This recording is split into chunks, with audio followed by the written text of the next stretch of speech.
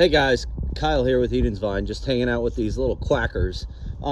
Today, just two real quick tips on what we do in the vineyard when it's extremely muddy. All right, you maybe here's your hint. There you go, right there. What? Let me see if I can get my arm moving right. It's hard when the camera's aimed the wrong way. Anyway. There's your hint right there. Okay, all that stuff right there. What's going on? All right, I'm going to tell you. All right, my little quackers are already using my little mud bridge here. Just some plywood, some real cheap plywood. You can have them cut it. I would recommend cutting it maybe a little bit bigger than that. Cut it in like 2 by 4 foot sections. You know, that's about right. But you know, it gets too much bigger than that. It kind of, you know, it's hard to move it around and reconfigure it. But you could go 4 by 4. That'd be okay too.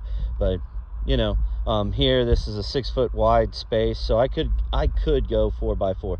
But I really don't need all this space over here. So anyway, that helps me keep my boots a little less muddy. As you can see, it's not foolproof. So it's not a perfect solution, but it does help when you're trying to waltz through a muddy area or work through a muddy area like what I see right there. Okay, the other thing is when you walk into the depot or any of these stores and they've got these little buckets, these buckets are great.